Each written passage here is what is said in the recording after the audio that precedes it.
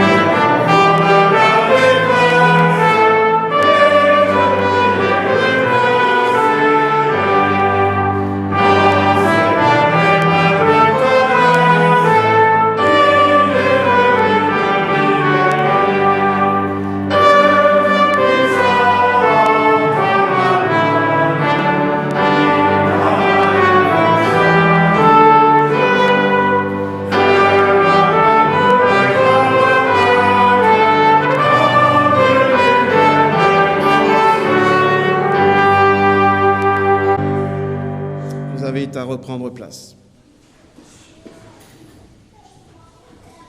Écoute, Israël, l'Éternel notre Dieu, l'Éternel est un.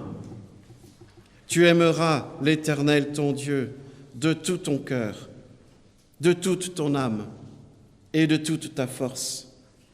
Et ces paroles que je te donne aujourd'hui seront dans ton cœur. Tu les inculqueras à tes fils et tu en parleras quand tu seras dans ta maison, quand tu iras en voyage, quand tu te coucheras et quand tu te lèveras. Extrait dans le livre donc, du Deutéronome, du sommaire de la loi. Et nous voyons que ce sommaire de la loi qui consiste à aimer notre Dieu et, comme Jésus le complétera plus tard, à aimer notre prochain, se retrouve bien résumé dans les tables de la loi, dans les 10 commandements. N'est-ce pas là une loi d'amour pour Dieu quand il est dit « Tu n'auras pas d'autre Dieu que moi, tu ne te feras pas d'image pour te prosterner devant elle et pour le servir. Tu ne prendras pas en vain le nom du Seigneur ton Dieu et tu te souviendras du jour du repos pour le sanctifier. » Et n'est-ce pas là la loi d'amour pour le prochain lorsqu'il est dit « Honore ton père et ta mère, tu ne commettras pas de meurtre, tu ne commettras pas d'adultère, tu ne commettras pas de vol, tu ne porteras pas de faux témoignages contre ton prochain, tu ne convoiteras rien de ce qui appartient à ton prochain. » Ce matin, ces textes qui veulent nous préparer pour ce que nous méditerons tout à l'heure nous permettent de nous rappeler que ce texte de la loi d'amour, est dans un contexte, celui du Dieu d'alliance, qui est venu libérer son peuple, qui est venu conduire son peuple, qui pourvoit à tout ce qui est nécessaire pour son peuple. Et alors qu'il pourvoit, qu'il libère, qu'il conduit, qu'il pourvoit, nous voyons aussi un Dieu qui responsabilise son peuple. Et le responsabilise ainsi en plaçant devant lui, suite à tout ce qui lui est donné, une réalité qui est une réalité de la vie et de la mort, une réalité d'une poursuite des choses et d'une bénédiction, et une réalité de dire que des choses peuvent être brisées, rompues et cesser ainsi. Et ainsi, il donnera vers la fin du au chapitre 28 du livre de Deutéronome, je lis quelques extraits, il donnera devant le peuple la responsabilité de choisir la vie ou de choisir la mort, d'être devant la bénédiction ou la malédiction. Et j'en donne juste quelques exemples. Si tu obéis bien à la voix de l'Éternel, ton Dieu, en observant et en mettant en pratique tous ces commandements que je te prescris aujourd'hui, une façon de résumer cela, c'est de dire, si tu écoutes ton Dieu, alors l'Éternel, ton Dieu, te donnera la supériorité sur toutes les nations de la terre. Voici toutes les bénédictions qui viendront sur toi et qui t'atteindront lorsque tu obéiras à la voix de l'Éternel, ton Dieu. Et parmi la liste, j'en relève 2, tu seras béni dans la ville et tu seras béni dans la campagne. Le fruit de tes entrailles, le fruit de ton sol, le fruit de tes troupeaux, la reproduction de tes bovins et la portée de tes brebis seront bénis. Ta corbeille et ta huche seront bénies. Ça, c'est la vie, si vous écoutez votre Dieu. Si vous ne l'écoutez pas, si tu n'obéis pas à la voix de l'Éternel, ton Dieu, si tu n'observes pas et ne mets pas en pratique tous ces commandements et ces prescriptions que je te donne aujourd'hui, voici les malédictions qui viendront sur toi et qui t'atteindront. L'immigrant qui sera au milieu de toi s'élèvera toujours plus au-dessus de toi, et toi tu descendras toujours plus bas.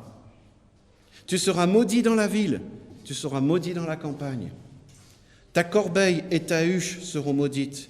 Le fruit de tes entrailles, le fruit de ton sol, la reproduction de tes bovins et les portées de ton petit bétail seront maudits. Tu seras maudit à ton arrivée, tu seras maudit à ton départ. C'est fort. C'est fort.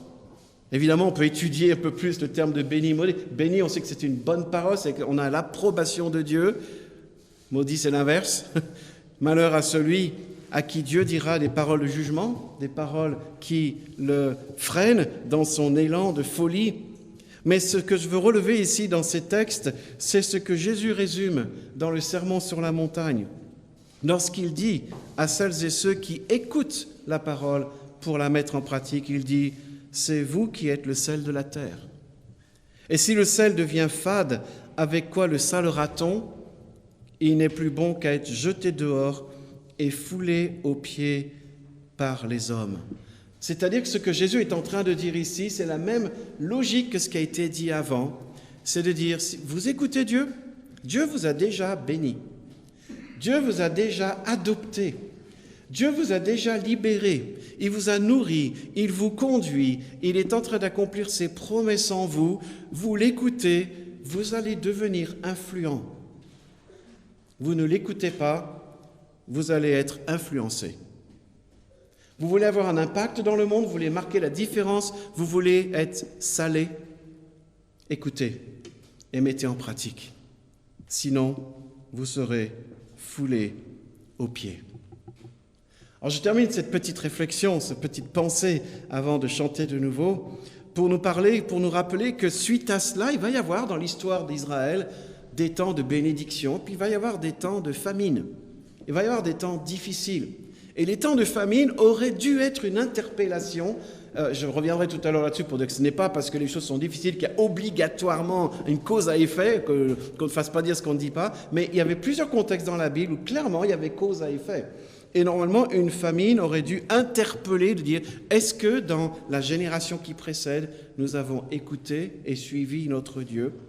Et je prends par exemple le fait que des fois, la réflexion n'était pas dans le bon sens. Je pense au livre de Ruth. Et vous vous souvenez que dans le début du livre de Ruth, vous avez Elimelech qui habite la ville du pain, Bethléem. Il y a une famine dans la ville du pain, et Elimelech décide, au lieu de réfléchir et de se dire, mais est-il possible, on est au temps des juges, et au temps des juges, le résumé du livre des juges, c'est chacun faisait ce qu'il voulait, comme il voulait, quand il voulait, et ce n'était pas dans le bon sens. Dans ce temps-là, Elimelech fait le choix, mauvais choix, de partir dans un lieu où il était dit de ne pas aller, Moab. Certes, l'histoire montre que le Seigneur va renverser le cours des choses, mais en attendant, Elimelech y est resté mort, ainsi que ses 2 fils. Mais on voit comment on peut faire parfois des choix inverses. Et donc, Jésus, encore une fois, là, je reviens, je fais des allers-retours entre l'Ancien et le Nouveau Testament, mais Jésus ici interpelle dans un sujet similaire, interpelle par rapport à ce qui pourrait nous inquiéter par rapport à nos besoins du quotidien et de se dire, mais Seigneur, je suis privé de liberté, confinement. J'ai peut-être devant moi une crise économique qui fait qu'il va y avoir des soucis à se faire ici. Eh bien, Jésus rappelle l'essentiel. L'essentiel, c'est tu aimeras le Seigneur ton Dieu de tout ton cœur, de toute ton âme, de toute ta force et de toute ta pensée. Tu aimeras ton prochain comme toi-même. Et dans ce contexte, il dit ceci. Ne vous inquiétez donc pas en disant que mangerons-nous ou que boirons-nous ou de quoi serons-nous vêtus, car cela, ce sont les païens qui le recherchent. Or, votre Père céleste sait que vous en avez besoin. Cherchez, premièrement, le royaume et la justice de Dieu. Et tout cela vous sera donné par-dessus. Alors chantons, restons assis, masquons-nous, mais chantons maintenant ces 2 refrains. Cherchez d'abord le royaume de Dieu, suivi de ta bienveillance. Côté pratique, vous connaissez ce chant, vous savez qu'il a un écho avec des Alléluia. On ne va pas le faire au couplet 1 et 2, on va le faire seulement à la 3e fois en revenant au couplet 1. Chantons ensemble, cherchez d'abord.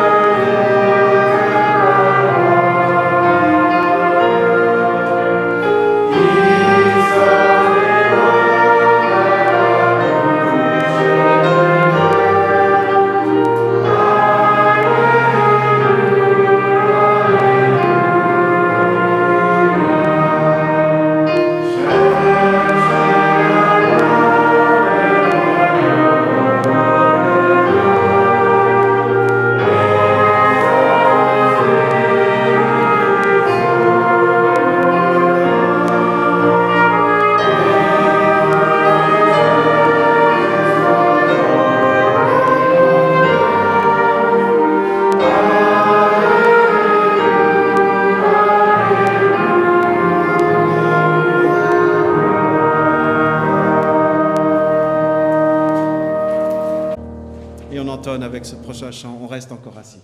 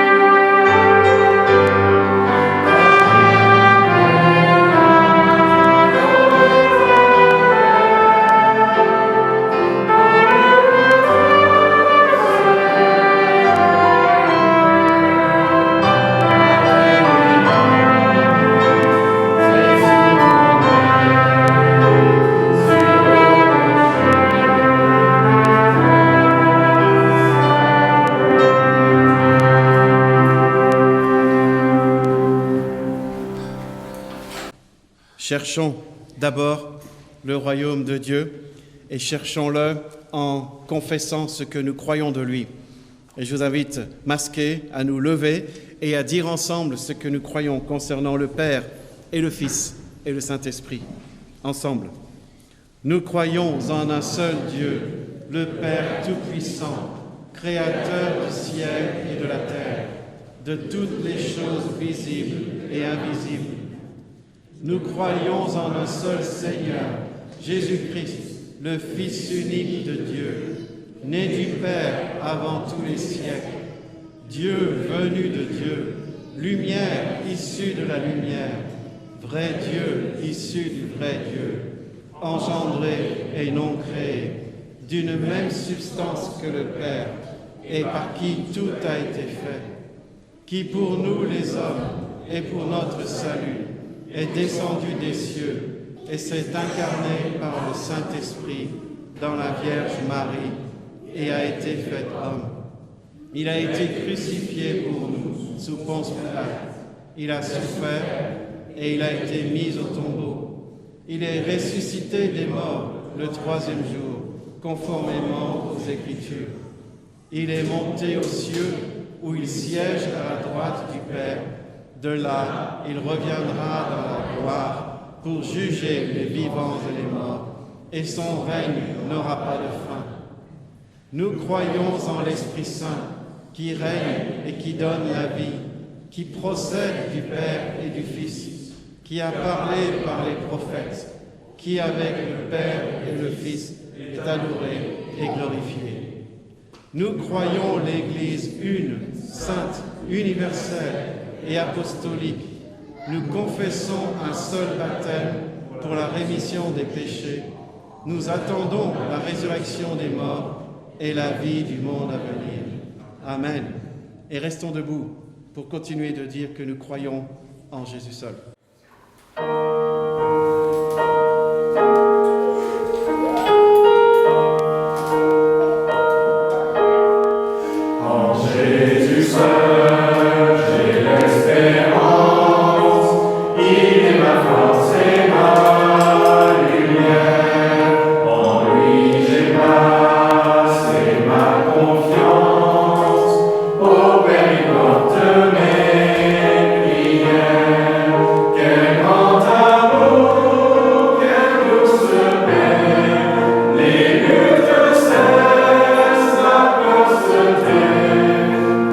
Peace.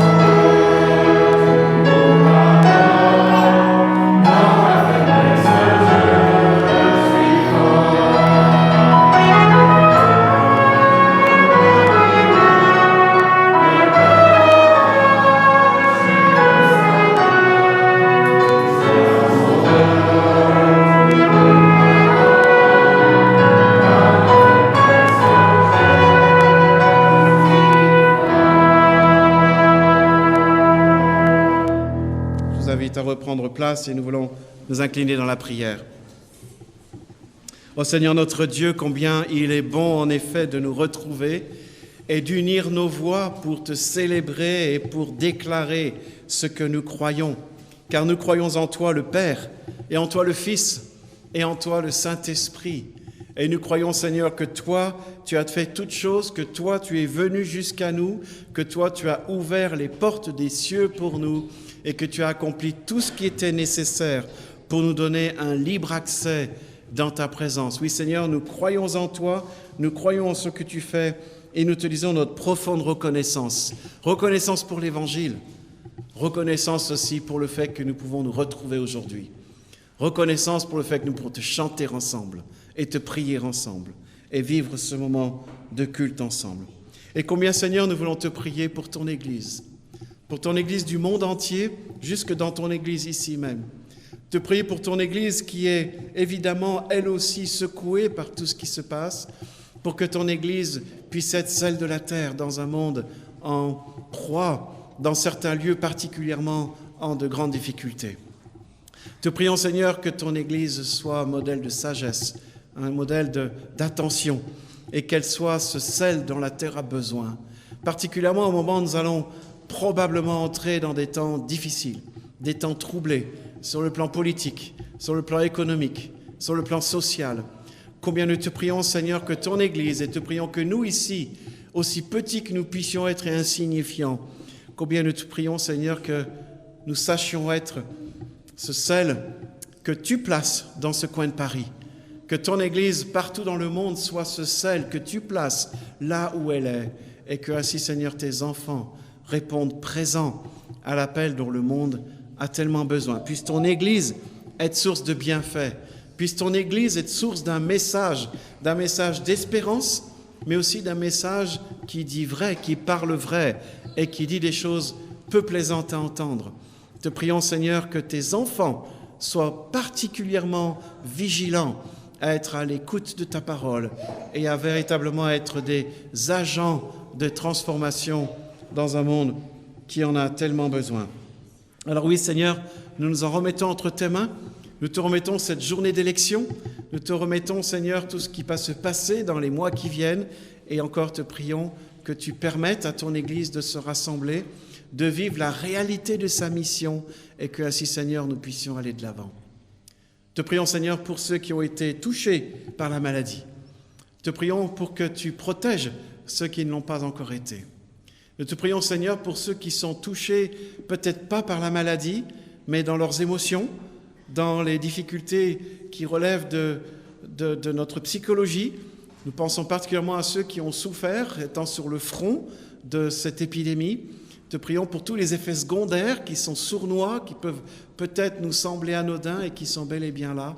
Oh, combien nous te prions, Seigneur, que tu nous donnes des occasions de parole, de prière les uns pour les autres, de soutien les uns pour les autres. Et que, Seigneur, là encore, ton Église soit le lieu où nous puissions vivre une réalité qui est si bonne, celle des bienfaits, des bénédictions que tu nous donnes. Seigneur, nous te remettons encore aujourd'hui le corps médical. Nous te remettons encore ceux qui nous gouvernent. Nous te remettons ceux qui sont au service les uns des autres. En te priant, Seigneur, que nous puissions grandir dans la dimension du vivre ensemble. Et évidemment, Seigneur, nous te remettons les tensions qui ont lieu, les tensions qui parfois soulèvent de justes questions, mais qui parfois n'y répondent pas de façon juste. Et nous te prions, Seigneur, pour toutes les tensions actuelles, entre autres liées autour du racisme.